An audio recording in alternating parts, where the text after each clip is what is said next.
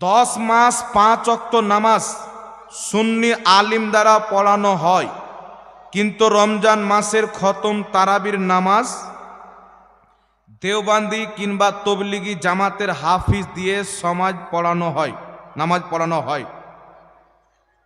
শরীয়ত সম্মত জায়েজ হবে কি না, দয়া করে হাদিস ও কোরআন থেকে সঠিক উত্তর দিবেন। দেখেন ব্রাদার ইসলাম, আমাদের মধ্যে দেওবান্দি তবলিগি জামাত ইনারা হলো একই ফিরকার লোক। দেওবান্দি ভাইদের একটা সংগঠন হচ্ছে তবলিগি জামাত। তো ইনাদের আকিদা হচ্ছে এক। ইনাদের আকাবিরদের আকিদা হচ্ছে আল্লাহ মিথ্যা বলতে পারে, নবীর মতন ইলমে গায়েব গরু ছাগল প্রত্যেক জানোয়ারকেও আছে, নবীর জ্ঞান চাইতে শয়তানের জ্ঞান বেশি আছে, নবীর পরে নতুন নবী জন্ম নিয়ে নিলেও আমাদের নবীর শেষ নবী হওয়াতে ব্যাঘাত ঘটবে না, মানে নবীর পরে নবী জন্ম নিতে পারে। তো এইরকম নিকৃষ্ট নোংরা আকিদা। তারপর আরেকটা আকিদা বুলগাতুল হায়রান কিতাবে লিখছেন যে আল্লাহ অতক্ষণ পর্যন্ত জানে না বান্দা কি করবে যতক্ষণ পর্যন্ত বান্দা না করে। আগে বান্দা করবে, তারপর আল্লাহ জানবে, বলে নাউজুবিল্লাহ। তারপরে নবী মরে মাটির সাথে মিশে গেছেন, নবীর শরণ আসলে নামাজ হবে না, গাধার শরণ আসলে নামাজ হয়ে যাবে, জেনার শরণ আসলে নামাজ হয়ে যাবে। এই রকম নোংরা কথা তারা কিতাবের মধ্যে লিখেছেন। কিতাব আমার গাড়িতে সবটা রাখা আছে, নিয়েই ঘুরে বেড়ায়। আর এইগুলি কথা লেখার কারণে আমাদের উলমা আহলে সুন্নাত আরবের, হিন্দুস্তান, পাকিস্তান, বাংলাদেশ, বিশ্বের উলমায়ে কেরাম তাদের প্রতি কুফরির ফতোয়া দিয়েছেন যারা এইগুলি আকীদাকে লিখেছেন। আর যারা এইগুলো আকীদা জেনে শুনে দেওবান্দি দলে থাকবে তারাও কিন্তু কাফিরই হবে। আর যারা এগুলো লেখার ব্যাপারে কিছু জানে না, কমপক্ষে তারা গুমরা হবে। আর গুমরার পিছে নামাজ পড়া যাবে না, বাঁচতে হবে। কথা বুঝতে পারছেন? এই জন্য যারা তবলিগি জামাতের মৌলবি এনে, হাফিজ এনে তারাবির নামাজ পড়েছে বা 5 ওয়াক্তের নামাজ পড়েছে, সব নামাজ তাদেরকে দোহেরা পড়তে হবে আর তওবা করতে হবে। একটাও নামাজ তাদের হয়নি, এটা শরীয়ত সম্মত। তারপরে লিখেছেন জুমার খুতবার আজান মসজিদের ভিতরে দেওয়া জায়েজ কি না, কোরআন হাদিস থেকে উত্তর দিবেন। দেখেন ব্রাদার ইসলাম, দেওবান্দিরাও নিজেকে হানাফি বলে, আমরাও নিজেকে হানাফি বলি। তাই প্রথম হানাফি কিতাব থেকে দলিল দিচ্ছি। ফাতাওয়া কাজী খা আর ফাতাওয়া হিন্দিয়া দুটি কিতাবের মধ্যে লেখা আছে লা ইউআজ্জিনু ফিল মসজিদ, মসজিদের ভিতরে কোনো আজান নাই। মসজিদের ভিতরে কোনো আজান নাই। হানাফি মাযহাবে মসজিদের ভিতরে আজান দেওয়াকে মাকরুহ তাহরিমি, গুনহার কাজ মনে করা হয়েছে। কথা বুঝতে পারলেন? এই জন্য আবু দাউদ শরীফের মধ্যে বিশুদ্ধ সনদে হাদিস এসেছে, রাসূল কায়নাত সাল্লাল্লাহু আলাইহি সাল্লামের যুগে, হযরতে আবু বকর সিদ্দিকের যুগে, উমরে ফারুকের যুগে আজান হতো কোথায়? আলা বাবিল মসজিদ। যখন ইমাম মিম্বারে দাঁড়াতেন তো মসজিদের দরজাতে মুয়াজ্জিন আজান দিতেন। এই জন্য ইমাম ইবনুল হাজ আল মাদখাল কিতাবে লিখছেন আজান দেওয়ার স্থান হলো 3টি, মিনারাতে, ছাদে বা মসজিদের দরজাতে। এই জন্য মসজিদের ভিতরে আজান দেওয়াকে ইমাম ইবনুল হাজ বিদআতে সাইয়্যাহা অর্থাৎ নিকৃষ্ট বিদআত লিখেছেন। হানাফি মাযহাবে মাকরুহ তাহরিমি বলা হয়েছে। এই জন্য মসজিদের দরজাতে আজান দিতে হবে, এটাই হচ্ছে সুন্নাত সম্মত। বুঝতে পারছেন? তারপরে লিখেছেন মরণকালে না গরমকালে, গরমকালে মসজিদের ভিতরে শুয়ে আরাম করা যাবে কি না, সঠিক উত্তর দিবেন। মসজিদে নামাজি যতক্ষণ ইবাদত করবে, নামাজ পড়বে, ঠিক আছে, কিন্তু ও যদি বলে যে আমি মসজিদে কিছুক্ষণ আরাম করব, তো ওটা বাবার ঘর না, ওটা আল্লাহর ঘর। ওখানে আমার আপনার আরাম করা যাবে না, এভাবে ঘুমানো উচিত নয়। 5 ওয়াক্তের নামাজে কিভাবে নামাজ আদায় করতে হয়? মুসাল্লিদের তাসবিহ পড়ার আগে ইমাম এতটুকু সময় দেয় না, তো এইভাবে নামাজ কি শরীয়ত সম্মত হবে? দেখেন, ইমাম সাহেব যদি এতটুকু সময় দিয়ে দেয় যে আপনি কমপক্ষে একবার তাসবিহ বলে দিচ্ছেন সুবহানা রব্বিয়াল আলা, তো নামাজ হয়ে যাবে। একবার তাসবিহ বলা যথেষ্ট। তবে ইমামের কর্তব্য আছে শান্ত সুষ্ঠুভাবে নামাজ পড়াবে, তারতিব হচ্ছে ওয়াজিব, এই তারতিব সহকারে নামাজটা পড়াবে। একবারে বুলেট ট্রেন চালিয়ে দিবে না। কথা বলতে পারছেন? আমাদের সমাজে, এলাকায় অনেক জায়গাতে যেইভাবে মানুষ তারাবি পড়ে, 8টি লোকের কি সবারই তারাবি মনে হয় না। মানে তারাবি মনে করছে তাড়াতাড়ি জোলহার মতন। আরামসে তারাবি পড়তে হবে। যেমন 5 ওয়াক্তের নামাজ পড়েন তেমন ভাবেই তারাবির নামাজ আদায় করবেন, এটাই হচ্ছে ঠিক। আর মুসাল্লিও কিছু আছে, হুজুর যত তাড়াতাড়ি করতে পারেন, যত তাড়াতাড়ি করতে পারেন। একজন ইমাম সাহেব যদি 2 ঘন্টায় তারাবি শেষ করে, আর একজন ইমাম যদি 8 ঘন্টায় করে, বলবে তোদের গ্রামের চাইতে আমাদের গ্রামের ইমাম বেশি তাগড়া, 8 ঘন্টায় শেষ করে দিয়েছে, ও জান্নাতের নামাজের জানাজা পড়িয়ে দিয়েছে। তো এইভাবে নামাজ পড়ানো জায়েজ নয়, যাতে আপনার তারতিব নষ্ট হয়ে যাবে। সূরার মানা যদি চেঞ্জ হয়ে যায়, কওরির নামাজ হবে না, বরং ইমাম পাপী হয়ে যাবে। কথা বুঝতে পারছেন? এই জন্য বিশুদ্ধভাবে তেলাওয়াত করে কোরআন পড়তে হবে, তারাবির নামাজ হোক, 5 ওয়াক্তের নামাজ হোক। আল্লাহ পাক কোরআন পাককে তারতিল সহ পড়া জরুরি করে দিয়েছেন। কোরআন পাককে কেরাত সহকারে পড়া এটা হচ্ছে জরুরি। সেহরি খাওয়ার পর আজানের টাইম হলে মাইকে বলা হয় সেহরি খাবেন না, 10 মিনিট পর আজান হবে, এটা কি ঠিক? দেখেন বিরাদর ইসলাম, যদি ইমাম সাহেব আপনাদেরকে সেহরি খাবার প্রথম সময় আর শেষ সময়টা যদি বলে দেয়, ও তো সমাজের উপকার করলো, এতে খারাপ হওয়ার কি আছে? কিছু দাড়িওয়ালা শয়তান মৌলবি মার্কেটে বেরিয়েছে, এরাকে চামড়ার জুতা নিয়ে যদি মারা হয় তাহলে এরাও শুধরাবে। একজন ইমাম সাহেব যে এতটা টাইম আছে সেহরি খাবার, তারপরে টাইম শেষ, ওখানে তো টাইম আলিমুল মারা বের করে, ওখানে যে চ্যাট থাকে অত তো টাইম লেখা থাকে। আপনি যদি বলেন আমি জোহরের জামাত মাগরিবের টাইমে করব, জামাত হবে? তাহলে সেহরি খাওয়ার তো একটা টাইম আছে। বাংলাদেশের একটা মৌলবি বলছে যতক্ষণ আপনার পেট না ভরেছে খেয়ে যান, আজান হয়ে যাক, নামাজ হয়ে যাক, মানে এটা রোজা হবে না, এটা হয়ে যাবে, রোজগার হয়ে যাবে পেটের। তো এরকম মূর্খতা বাদ দিতে হবে। কোন ইমাম সাহেব সেহরি খাওয়ার টাইম শেষ, মানুষকে সচেতন করে দেওয়ার জন্য যদি বলে, এটা তো ভালো কথা। আর কিছুক্ষণ পর আজান দিচ্ছে, কোনো সমস্যা নাই। উজু করার একটা টাইম লাগবে, মানুষের আসার একটা টাইম লাগবে। তারপরে লিখছেন নবী দিবস উপলক্ষে জুলুস বের করা যাবে কি না। দেখেন বিরাদর ইসলাম, জুলুস বের করা আমি যতটুকু পড়েছি এটা দলিলে আম দ্বারা প্রমাণিত। সাহাবায়ে কেরাম নবী যখন মক্কা থেকে মদিনা আসেন, তিনারা মদিনাতে মিছিল বের করেছিলেন। মুসলিম শরীফের হাদিস, ফাসাইদার রিজাল ওয়ান নিসাউ ফাওকাল বুয়ুত তাফাররাকাল গিলমান ওয়াল খুদ্দাম ফি তুরুক ইউনাদুনা ইয়া মুহাম্মদ ইয়া রাসূলুল্লাহ, ইয়া মুহাম্মদ ইয়া রাসূলুল্লাহ। অর্থাৎ নবী যখন মক্কা থেকে মদিনা আসেন হিজরত করে, মদিনার সাহাবীরা মহিলারা ছাদের উপরে দরজাতে দাঁড়িয়ে গেছেন, বাচ্চা কাচ্চা গোলাম জওয়ান বুড়া সব রাস্তায় বেরিয়েছেন মিছিল বের করে, সবাই একটা স্লোগান দিচ্ছিলেন, ইয়া মুহাম্মদ ইয়া রাসূলুল্লাহ। আর গাজালও পড়া হচ্ছিল, তলা আল বদরু আলাইনা মিন সানিয়াতিল ওয়াদাই ওয়াজাবা শুকরু আলাইনা মা দা আলিল্লাহি দাই, এই গজলটাও পাঠ করছিলেন। সুতরাং আজও কেউ যদি নবী পাকের জন্মের দিনের আনন্দ প্রকাশ্য করে আল্লাহর শুকরিয়া আদায়ের অর্থে যদি জুলুস বের করে, তাতে যদি শরীয়ত বিরোধী কাজ না হয়, সেটা অবশ্যই ভালো কাজ, বৈধ কাজ, এতে কোনো সমস্যা নাই। আর এটা দেওবন্দীদের কিতাব ফাতাওয়া ফারিদিয়ার মধ্যে দেওবন্দীদের বড় মুফতি ফাতোয়া দিয়েছে যে নবীর জন্মের দিনে শরীয়ত সম্মত মিছিল বের করাতে কোনো সমস্যা নাই। সুবহানাল্লাহ। দেওবন্দীদের আরেকটি কিতাব, কিতাবটির নাম হলো ইসলামিক মেহনকে ফজাইল। এই কিতাবের মধ্যে দেওবন্দি আলিম লিখতেছেন যে নবী পাকের জন্মের দিনকে ঈদ মিলাদুন নবী বলাও যায়, জুলুস বের করাও যায়। তারপরে লেখা আছে জানাজা পড়ার পর হাত তুলে দোয়া করা যাবে কি না। দেওবন্দীদের সবচাইতে বড় মুহাদ্দিস আনোয়ার শাহ কাশ্মীরি বুখারী শরীফের ব্যাখ্যা লিখতে গিয়ে বলছে, জানাজার নামাজের পরেও হাত তুলে দোয়া করলে কোনো সমস্যা নাই। রাসূল পাক সাল্লাল্লাহু আলাইহি সাল্লাম বলছেন, আবু দাউদ শরীফের মধ্যে সহিহ হাদিস, আল্লাহর হাবিব বলতেছেন, কি বলছেন, যখন তুমি আল্লাহর কাছে কিছু চাইবে তো আল্লাহর কাছে 2খানা হাত তুলে চাইবে, 2খানা হাত তুলে দোয়া করবে, কারণ তোমাদের আল্লাহ হচ্ছে লজ্জাশীল। তার দরবারে কেউ যদি হাত তুলে দোয়া করে, আল্লাহ তার হাত ফিরিয়ে দিতে লজ্জাবোধ করে। বল সুবহানাল্লাহ। রাসূল পাক সাল্লাল্লাহু আলাইহি সাল্লাম বলছেন, তাবরানী শরীফের মধ্যে মুআজামুল কাবীর তাবরানীতে ইমাম তাবরানী হাদিসটি উল্লেখ করেছেন, ইমাম হাইসামি মাজমাউস যাওয়াইদে হাদিস উল্লেখ করেছেন। রাসূল পাক বলতেছেন, যখন কোনো সম্প্রদায় সবাই মিলে 2 হাত উত্তোলন করে আল্লাহর কাছে দোয়া করে, আল্লাহর প্রতি তাদের দোয়া কবুল করা ওয়াজিব হয়ে যায়। সুবহানাল্লাহ বলেন। ইমাম হাইসামি হাদিসটিকে সহি বলেছেন, ওয়াহাবিদের ইমাম আলবানীও হাদিসটিকে সহি বলেছেন। সুতরাং জানাজার নামাজের পর দোয়া করা এটা কোনোই মতে নাজায়েজ কাজ হবে না। এটা মূর্খ ব্যক্তি বলতে পারে, কোনো শিক্ষিত ব্যক্তি বলতে পারে না।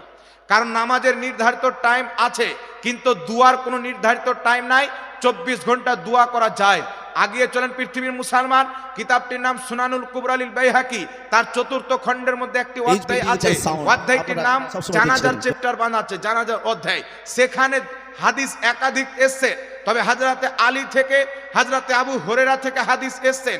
হযরতে আলী রাদিয়াল্লাহু তাআলা আনহু জানাজার নামাজ পড়ার পর সালাম ফিরিয়ে মৃত্যু ব্যক্তির দিকে 2 কদম গিয়ে সেই মৃত্যু ব্যক্তির জন্য জানাজার পরে দোয়া করতেন। সুবহানাল্লাহ। ওই একই কিতাব সুনানুল কুবরা লিল বাইহাকির 4th খণ্ডে হাদিসে এসেছে, হযরতে আবু হুরায়রা রাদিয়াল্লাহু তাআলা আনহু জানাজার সালাম ফিরানোর পর এক্সট্রা মৃত্যু ব্যক্তির জন্য দোয়া করতেন। আর একদিন হযরত উমরে ফারুক রাদিয়াল্লাহু তাআলা আনহু জানাজার নামাজ পড়তে আসলেন, দেখছেন রাসূল পাক সাল্লাল্লাহু আলাইহি ওয়াসাল্লাম জানাজার নামাজ কমপ্লিট করেছেন। হযরতে ফারুক আযম বলছেন, ইয়া রাসূলুল্লাহ, আমরা তো জানাজা পেলাম না, জানাজার নামাজ তো হয়ে গেছে, আপনি যদি অনুমতি দেন আমরা 2 বার জানাজার নামাজ পড়ে নেব, দ্বিতীয়বার। রাসূল পাক বললেন, জানাজার নামাজ দ্বিতীয়বার হয় না, তবে তুমি মৃত্যু ব্যক্তির জন্য দোয়া করতে পারো। হযরতে ফারুক আযম লোকদেরকে কাতারবন্দি হয়ে লাশের পাশে দাঁড়িয়ে জানাজার নামাজের পর দাফন করার পূর্বে সবাইকে নিয়ে তিনি দোয়া করলেন। জোরে বল সুবহানাল্লাহ। সুতরাং জানাজার নামাজের পর দোয়াকে বিদাত বলা, ফরজ নামাজের পর হাত তুলে দোয়া করাকে যারা বিদাত বলে, এরা হলো দাড়িওয়ালা টুপিওয়ালা শয়তান। এখন অরিজিনাল শয়তান আরাম করছে, ওকে জিজ্ঞাসা করেন তোর কাজ হলো মানুষকে গুমরাহ করা, আরাম করছি তো গুমরাহ কে করছে? বলে ওয়াহাবি মৌলবীকে খেলাফত দিয়ে এসেছি, আমার কাজ তারাই চালাচ্ছে, তো আমার দরকার কি, রেস্ট নিচ্ছি। বুঝতে পারছেন? তো এই ধরনের শয়তান মৌলবী এই বিদাত বিদাত বলে নিজের নাপাক ওয়াহাবি ধর্মে মুসলমানকে নিয়ে যাওয়ার জন্য এইগুলো ছলনা করছে। কোন ওয়াহাবি মায়ের দুধ পান করেনি যে ফরজ নামাজের পর হাত তুলে দোয়া করা, সবাই মিলে দোয়া করাকে বিদাত প্রমাণ করবে। কোন আহলে হাদিস মায়ের লাল এতটা মায়ের দুধ পান করেনি মুসলমান, বরং তাদের বাপ দাদারা নিজের কিতাবে লিখে রেখেছে ফরজ নামাজের পর সবাই মিলে হাত তুলে দোয়া করা ইসলামে জায়েজ আছে। জোরে বল সুবহানাল্লাহ। আহলে হাদিসের সবচাইতে বড় মুহাদ্দিস আব্দুর রহমান মুবারকপুরী তোহফাতুল আহওয়াজির 2য় খণ্ডের মধ্যে লিখতেছে, সবচাইতে বিশুদ্ধ কল কওলুর রাজে, রাজে কল হচ্ছে সবচাইতে গ্রহণযোগ্য মত হচ্ছে ফরজ নামাজের পর সবাই মিলে হাত তুলে দোয়া করা জায়েজ আছে। সুবহানাল্লাহ। আহলে হাদিসের কিতাব ফাতাওয়া আহলে হাদিসের মধ্যে লেখা আছে ফরজ নামাজের পর সবাই মিলে হাত তুলে দোয়া করা জায়েজ আছে। আহলে হাদিসের কিতাব ফাতাওয়া নাজিরিয়ার মধ্যে লেখা আছে ফরজ নামাজের পর হাত তুলে দোয়া করা জায়েজ আছে। ওখানে একটি হাদিস কোট করা আছে, রাসূল পাক বলছেন যেই ব্যক্তি প্রত্যেক ফরজ নামাজের পর হাত তুলে দোয়া করবে আল্লাহ পাক তার দোয়াকে অবশ্যই কবুল করে নেবে।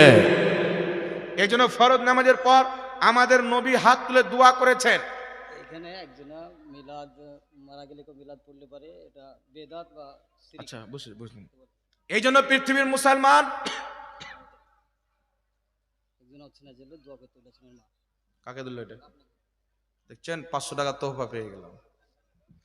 শুনেন বিরাদর ইসলাম, এই জন্য ফরজ নামাজের পর তাফসিরে ইবনে আবি হাতিমে হাদিস এসেছে রাসূল পাক সালাম ফিরানোর পর সঙ্গে সঙ্গে 2 হাত তুলে দোয়া করেছেন।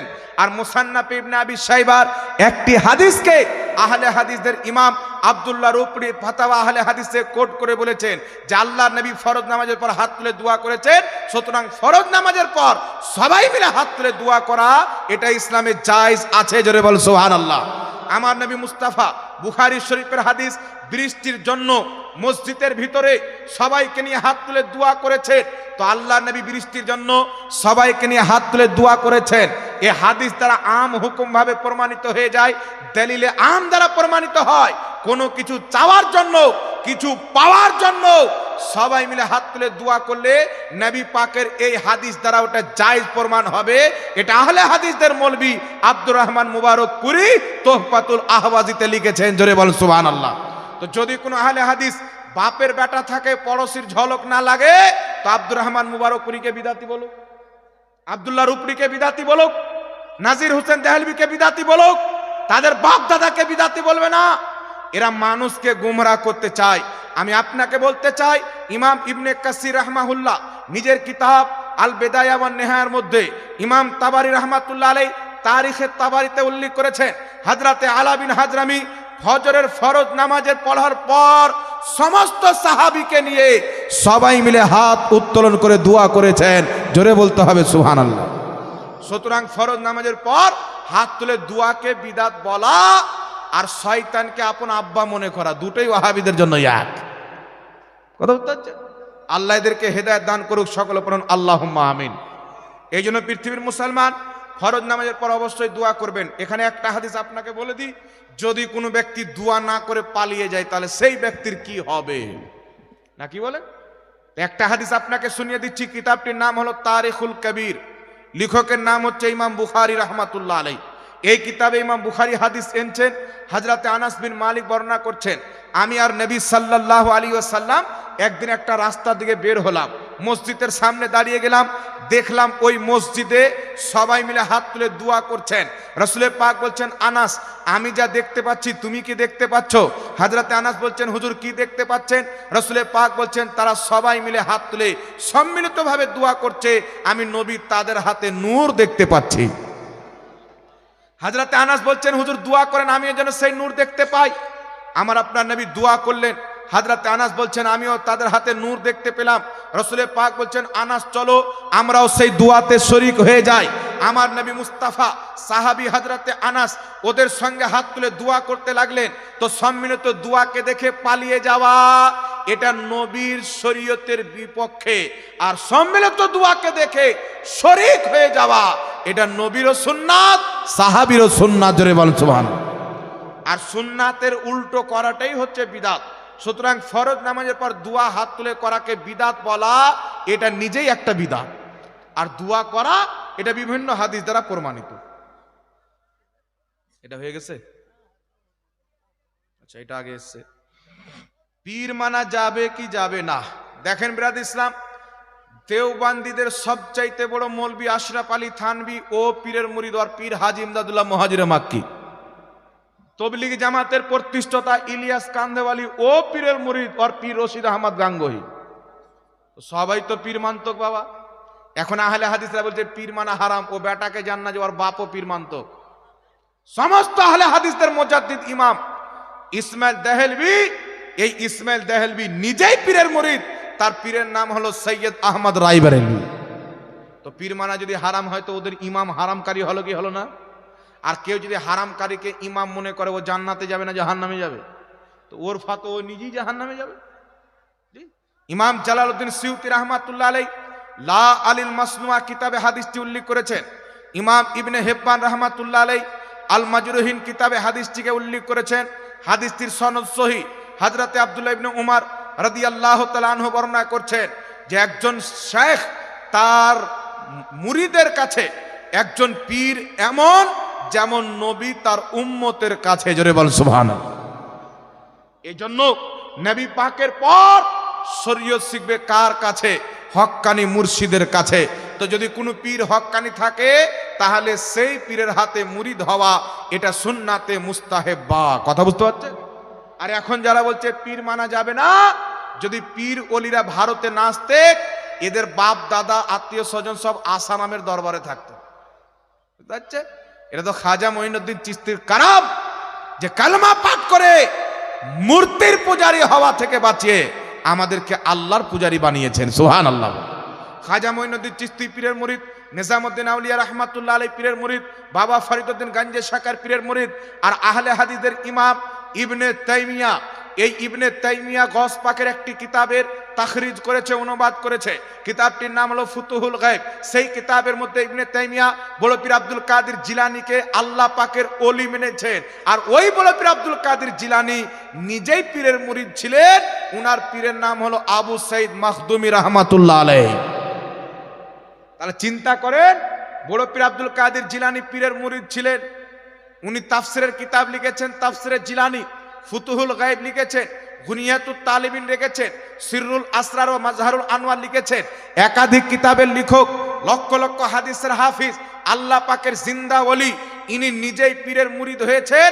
আর আজকাল কিছু হারামজাদা বলছে পীর মানা যাবে না। ওর জন্মের ঠিক আছে কিনা গ্যারান্টি নাই।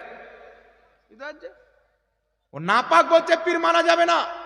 ওর কোন বাপ আছে পীর মানা যাবে না? ওকে ধরে নিয়ে আসছেন দেখি। কত বড় মায়ের দুধ পান করেছে, আর কলসা চিপে দুধ যদি বের করে না দেখিয়ে দিই, এই হারামখোরদেরকে নিজের ইমানকে বাঁচাবেন। এরা ইসলামের মধ্যে ফাটল সৃষ্টি করে সমাজকে দুর্বল করে এরা ইসলামকে দুর্বল করছে। ইহুদি খ্রিস্টানদের কাজ এদের মাধ্যমে আমেরিকা ফান্ডিং দিয়ে করাচ্ছে মুসলমান। আল্লাহ বুঝার তৌফিক দান করুক। যারা মুরিদ করে তাদেরকে পীর বলা হয়, আর যারা মুরিদ হয় তাদেরকে মুরিদ বলা হয়। সূরা পবিত্র কোরআন সূরাতুল ফাত্তাহ আয়াত নাম্বার 10, সাহাবারা নবীর হাতে মুরিদ হয়েছে। পবিত্র কোরআন সূরাতুল মুমতাহিনা আয়াত নাম্বার 12, সাহাবীদের স্ত্রীরা নবী পাকের হাতে পর্দার আড়াল থেকে মুরিদ হয়েছে। তারপরে আবু বকর সিদ্দিক বাইত করেছেন, উমর ফারুক বাইত করেছেন, ইমামে হুসেন বাইত করেছেন, ইমাম জাফরে সাদিক বাইত করেছেন, তারপর ইমাম মুসা কাজিম বাইত করেছেন। নবী পাকের যুগ থেকে এই মুরিদ হওয়া বাইত গ্রহণ করার প্রচলন চলে আসতেছে। আর আজকে যারা বলছে বাইত হওয়া যাবে না, মুরিদ হওয়া যাবে না, এই ধর্ম খ্রিস্টানরা দিয়েছে, এটা নবীর দেওয়া ধর্ম নয়। তো কেউ যদি খ্রিস্টানের সাথে জাহান্নামে যেতে চায় তাহলে সেই বলবে মুরিদ হওয়া হারাম। আমরা তো খ্রিস্টানদের সাথে যেতে চাই না, আমরা তো ইমামে হুসেনের সাথে জান্নাতে যেতে চাই। আল্লাহ বুঝার তৌফিক দান করুক। তারপরে লেখা আছে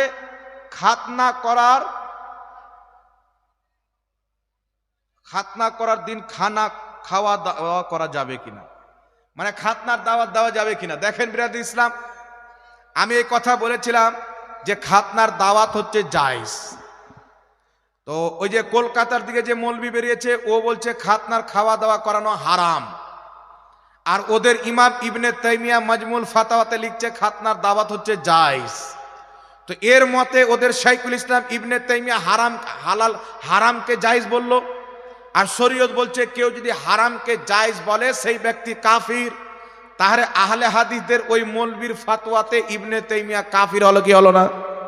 হলো না। তারপরে বর্ধমানের গোপাল ভাল বলছে যে খাতনার উপলক্ষ খেতে জাহাঙ্গীর খুব ভালোবাসে, ওই কাটা চামড়া দিয়ে দিবি টেস্ট বেড়ে যাবে। ও কি করে জানলো চামড়া দিলে টেস্ট বাড়বে? ও বেটা খেয়েছে তাই তো নাকি? আর ও কি করে জানবে? এই জন্য ও আর মানুষ হয়ে নাই, বিলাইতি কুত্তা হয়ে গেছে। এখন আবার বললো জাহাঙ্গীর সাহেব গালি দেয়, তুমি কুকুরের মতন ব্যবহার করে তো কুকুর তো বলতেই হবে। তুমি তো খুব ভালো মানুষের বেটা, তোমার বাপ তো স্টেজে জোকারি করে, খালি কুরআন হাদিস কি শোনায়, আর ওরই তুমি ফাইজ বরকত পেয়েছো জোকারি করে টাইম পাস। যখন কিছু পাই না এ গুটকাখোর, এ মাজার পূজারি, এ মুশরিক শিরিককারী, একবার ময়দানে বসো, তোমাদের গোটা দেওবান্দিকে যদি কবর পূজারি প্রমাণ না করতে পারি চেহারা বাংলার মাটিতে দেখাবো। দেওবান্দিদের কিতাব ফাতাওয়া দারুল উলুম দেওবান্দের মধ্যে লেখা আছে, দেওবান্দিদের সবচাইতে বড় ফাতোয়ার কিতাব 18 খণ্ডে বিভক্ত। এই কিতাবের মধ্যে দেওবান্দিদের মুফতিকে প্রশ্ন করা হলো, তাদের মুফতি আজম সবচাইতে বড় মুফতি, যে ওলিয়া উলিয়ার মাজারে গিয়ে কিভাবে দোয়া করব। তো উত্তরে বলছে ওলিয়া উলিয়ার মাজারে গিয়ে দোয়া করবে, আল্লাহ এই ওলির ওসিলাতে আমার দোয়াকে কবুল করে নাও। তাহলে ওদের বড় মুফতি মাজার পূজারি হয়ে গেল না, কি বলেন? তাহলে ও বাঁচতে পারবে? এই জন্য এই শয়তানরা পড়ালেখা করে না। তবে বিরাদর ইসলাম আমার দিকে লক্ষ্য করেন, ইমাম বুখারী রাহমাতুল্লাহ আলাইহি নিজের কিতাব আল আদাবুল মুফরাদে একটি অধ্যায় কায়েম করেছেন, বাবুদ দাওয়াতে ফিল খেতান। এই অধ্যায়ে একটি হাদিস এনেছেন, হাদিসের সনদ হচ্ছে হাসান।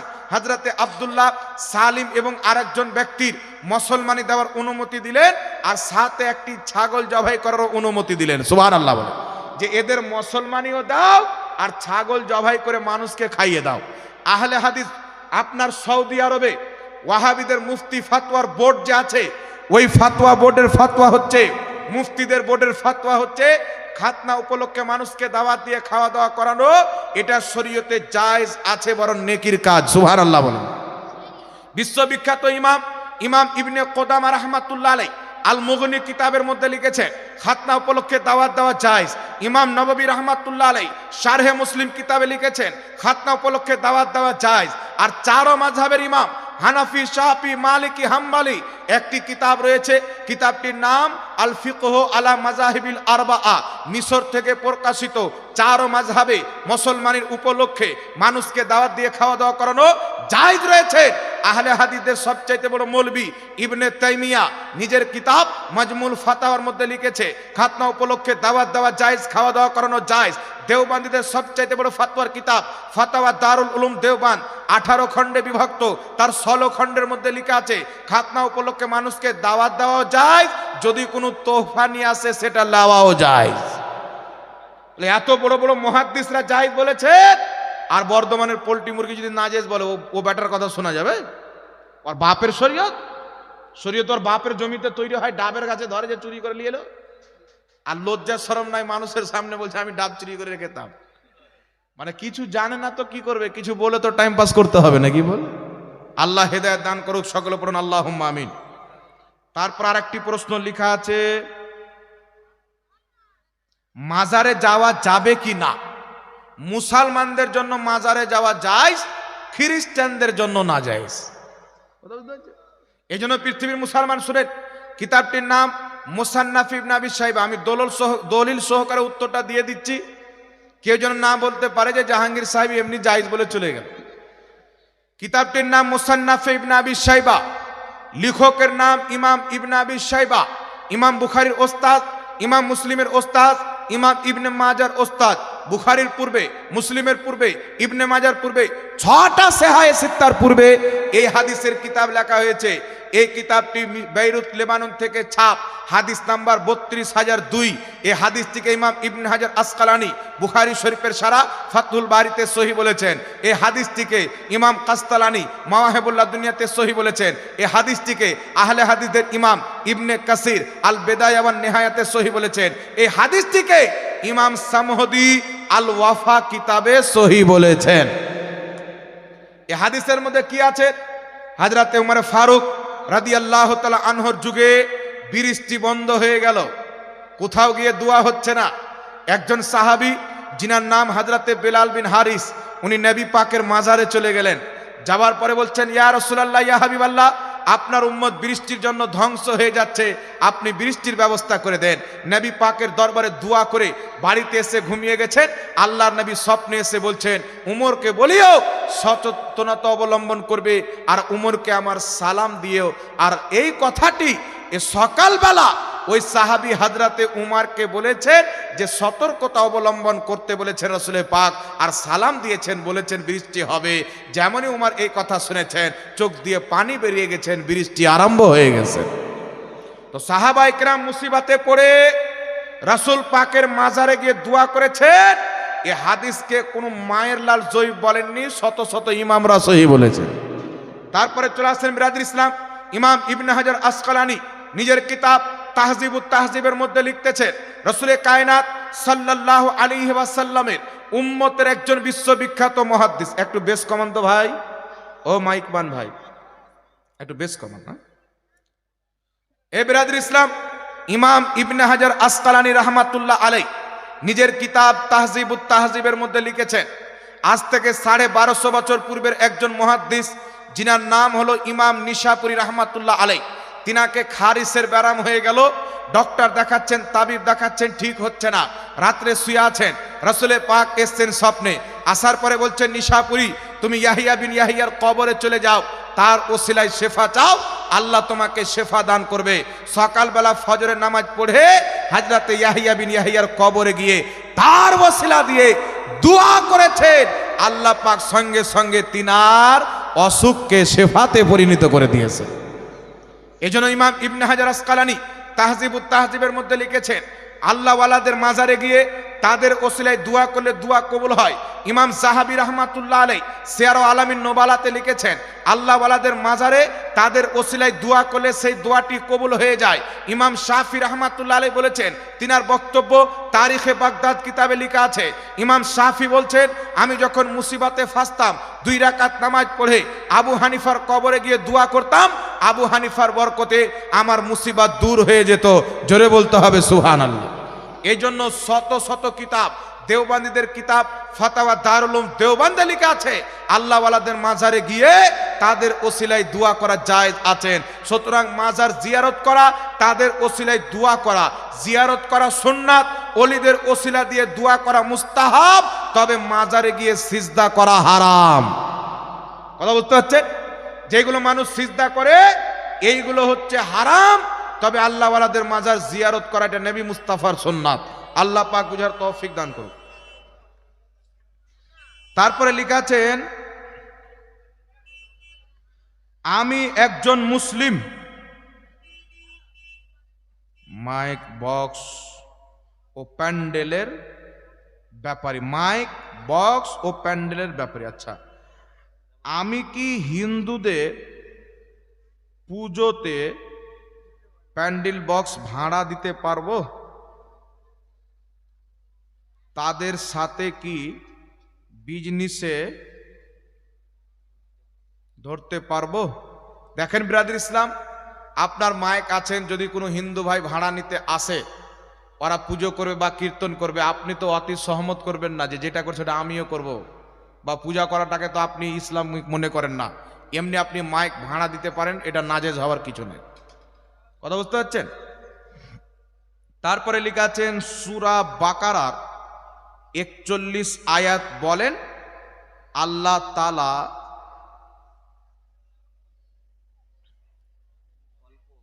আচ্ছা অল্প মূল্যে আমার আয়াত বিক্রি করা যাবে না। আল্লাহ তাবারাক ওয়া তাআলা বলেছেন অল্প আয়াতে আমার আয়াত বিক্রি করা যাবে না। তো কথা তো ঠিকই বলেছে। কেউ যদি পয়সা নিয়ে ফতোয়াকে চেঞ্জ করে দেয়, এটা তাবিজের প্রতি কেউ যদি ফিটিং করে, তো আর বাপও জাহিল ও জাহিল। এই আয়াতকে কেউ যদি তাবিজের উপরে ফিট করে, ওর 14 গোষ্ঠী জাহিল। আর আমি আপনাকে বলছি, সারা পৃথিবীতে কোনো আহলে হাদিস, ওই বিমল দাসের ব্যাটাকে রেডি করেন, ফেস টু ফেস মুনাজেরা হবে। যদি মায়ের দুধ পান করে থাকে, তাবিজ কোরআন হাদিস থেকে যে তাবিজটা প্রমাণিত হয়েছে সেটাকে কেউ যদি শিরিক প্রমাণ করতে পারে, খোদার কসম খেয়ে বলি আমি 5 লক্ষ টাকা পুরস্কার দেবো। আর যদি আমরা প্রমাণ করে দিই এটা জায়েজ, তাকে তওবা পড়ে কালেমা পড়ে সুন্নি হতে হবে। কথা বুঝতে পারছেন? আছে কোন মায়ের লাল যদি মায়ের দুধ পান করে থাকে, কোন আহলে হাদিস, তাবিজ কোরআন হাদিস থেকে যেটা বর্ণিত, এই তাবিজকে কেউ যদি শিরিক প্রমাণ করতে পারে, খোদার কসম খেয়ে বললাম 5 লক্ষ টাকা পুরস্কার দেবো। রেকর্ডিং করেন আর বসান, কোন আহলে হাদিস আছে, ফেস টু ফেস মোনাজারা হবে, কোন মোবাইল টোবাইলের মাধ্যমে নয়, ফেস টু ফেস বসান। ওদের বসতে যদি 10,000 খরচ হয়, 20,000 খরচ হয়, ওই খরচটাও আমি দিব ইনশাআল্লাহ, ওকে খরচ লাগবে না। বহরমপুরে লজ ভাড়া করবো, নাহলে কান্দিতে লজ ভাড়া করব।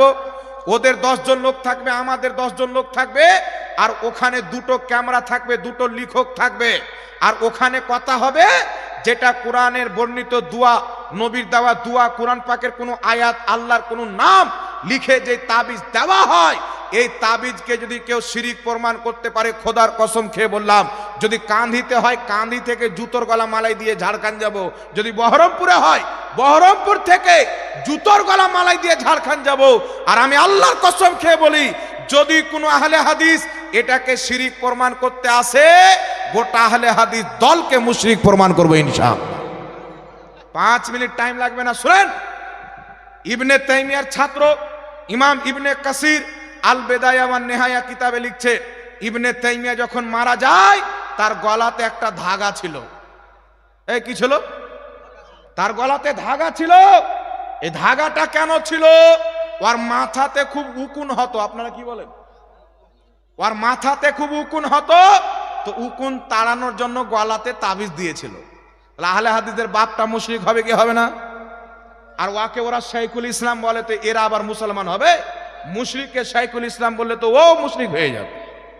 তো এইগুলো জাহিল সব গাঁজা খেয়ে মানুষ হয়েছে। নবী পাক সাল্লাল্লাহু আলাইহি সাল্লাম তামিমাকে শিরিক বলেছেন। এই আমার দিকে দেখেন, নবী পাক তামিমাকে শিরিক বলেছেন। রাসূল পাক সাল্লাল্লাহু আলাইহি সাল্লাম বলছেন তামিমা ব্যবহার করা শিরিক। তামিমা তাবিজ 2টো আলাদা। এই কথা কে বলেছেন? ইমাম ইবনে হাজার আসকালানি বুখারী শরীফের সারা ফাতহুল বারিতে বলেছেন তামিমা আলাদা, তাবিজ হচ্ছে আলাদা। ইমাম বদরুদ্দিন আইনি বুখারী শরীফের সারা উমদাতুল কারিতে বলেছেন তাবিজ আলাদা, তামিমা আলাদা। ইমাম মোল্লা আলী কারি মিশকাতের সারা মিরকাতে বলেছেন তাবিজ আলাদা, তামিমা হচ্ছে আলাদা। তাবিজ কাকে বলে? কোরআন পাকের আয়াত, রাসূলের দেওয়া দুয়া বা আল্লাহ পাকের কোনো নাম লিখে ঝুলিয়ে দেওয়া, যে তার ওসিলায় আল্লাহ শেফা দান করবে, এটাকে বলা হয় তাবিজ।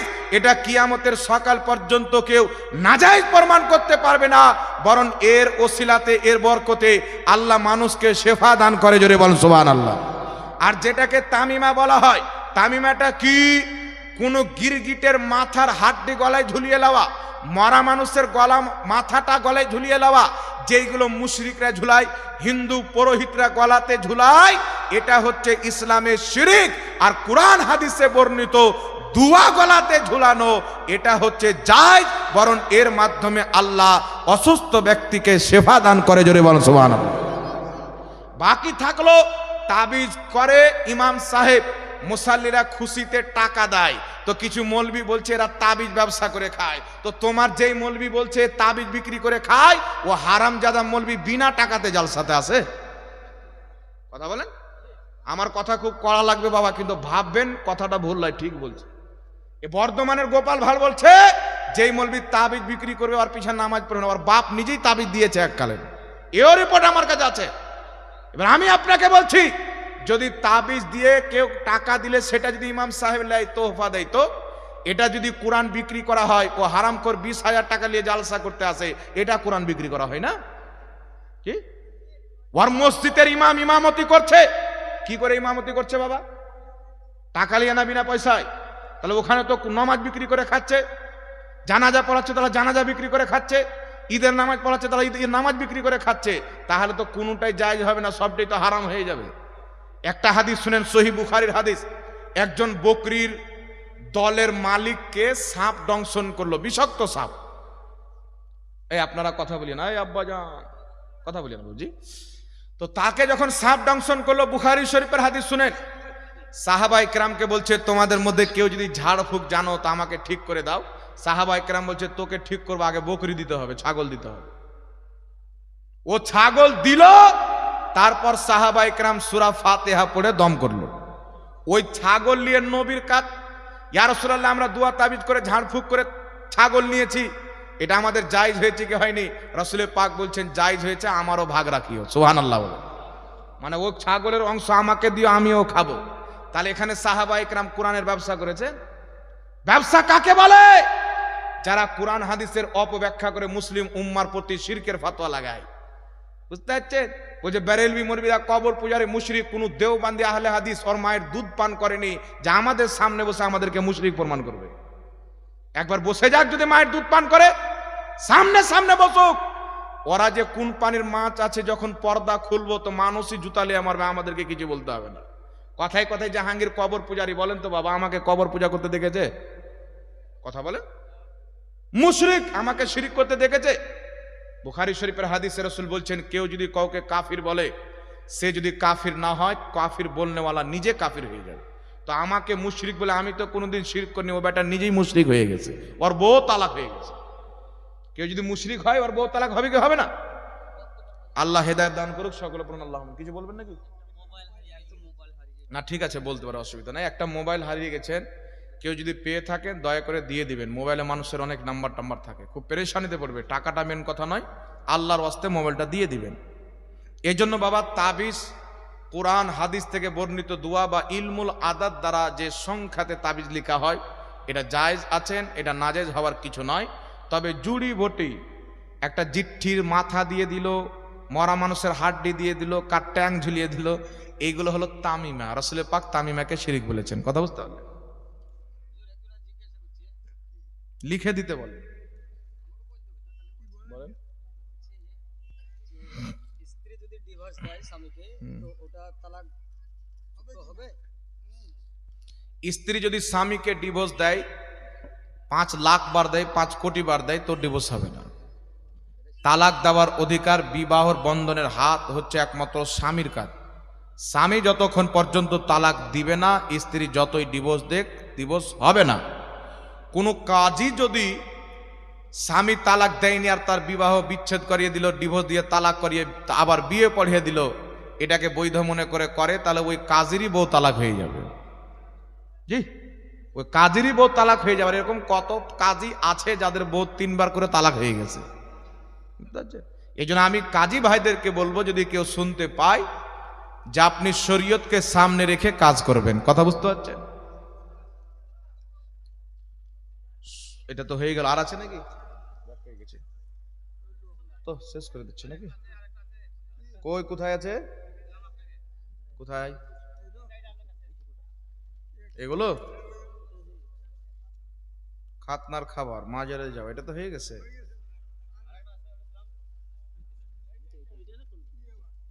এটা তো হয়ে গেছে। আচ্ছা আচ্ছা, এটা তো হয়ে গেছে নবী দিবস উপলক্ষে জুলুস বের করা, জানাজার পরে দোয়া করা হয়ে গেছে, এটা হয়ে গেছে, আর নাই এটা। আচ্ছা ঠিক আছে, কি বললেন প্রশ্নটা? আচ্ছা ঠিক আছে ঠিক আছে। এখানে একটা বই লিখছে আপনাদের জন্য, বাতিলের খণ্ডনে হানাফি দালাইল। কে বলছে আস্তে আমিন বলার হাদিস নাই, নাভির নিচে হাত বানার সহি হাদিস নাই, বারবার হাত তোলার হাদিস আছে, একবার হাত তোলার হাদিস নাই। কেউ আবার এইরকম করে, আর আমরা শুধু এরকম করি। সব জিনিস এই কিতাবের মধ্যে আলহামদুলিল্লাহ আপনারা পেয়ে যাবেন।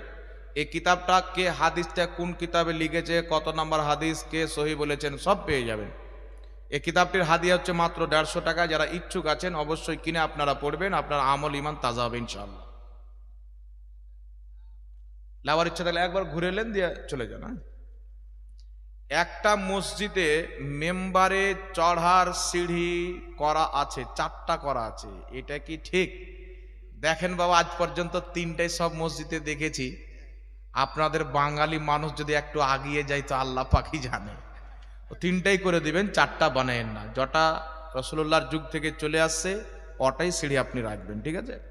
যাক, জাযাকাল্লাহু খায়রান ফিদ দারাইন। একবার সকলে সালাতু সালাম পড়েন দাঁড়িয়ে, ইয়া নবী।